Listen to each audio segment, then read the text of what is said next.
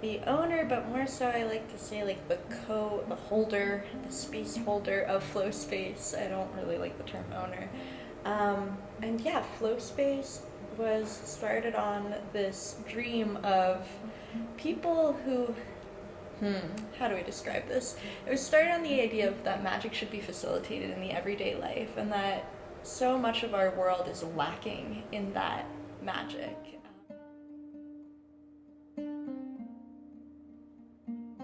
I have goosebumps trickling from ears down to knees.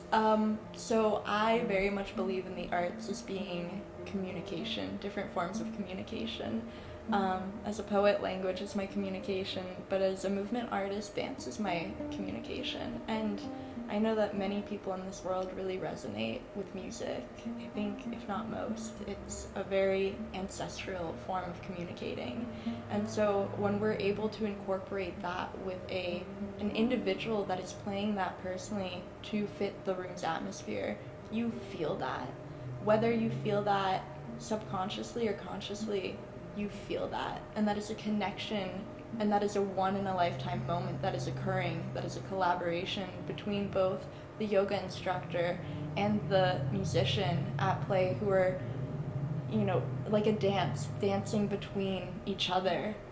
And so it becomes, in a sense, a performance, but without ego. And it becomes a performance for those who are experiencing and witnessing it. And it becomes a magic that you get to not only partake in, but breathe in. And I think that's the beauty of, the incorporation of live music with the art of an instructor who, in a way is a word weaver of bringing you through a physical flow. That is the magic I find behind live music, mixed with this intentional movement practice. When you come to a yoga class, there's an expectation that the offering is going to be fresh and fun and, get you into your practice. And adding an element of live music is just like another layer of the experience. And it adds another dimension to kind of focus on too. Like when you're in a yin practice specifically, yin is like a super slow, very restorative practice. And so, I think the hardest part of yin is not physical. It is very much mental. It's allowing yourself to be slow and still, which becomes really hard for people. And so adding that element of live music, it does give students also something to like get lost in and something to really like hone in on.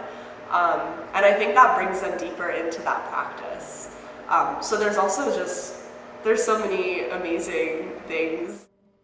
I've been coming here several times a week to classes, and then started playing music in classes too, which is like a really fascinating fusion of my interests of, personal and physical health, but also mental and oral health. So like playing music, the first time I came to a class here, and there was a bansuri flute player, which is a traditional Indian flute, I just absolutely loved it. And I think that was probably what yoga was initially meant to do, like hundreds, thousands of years ago in India.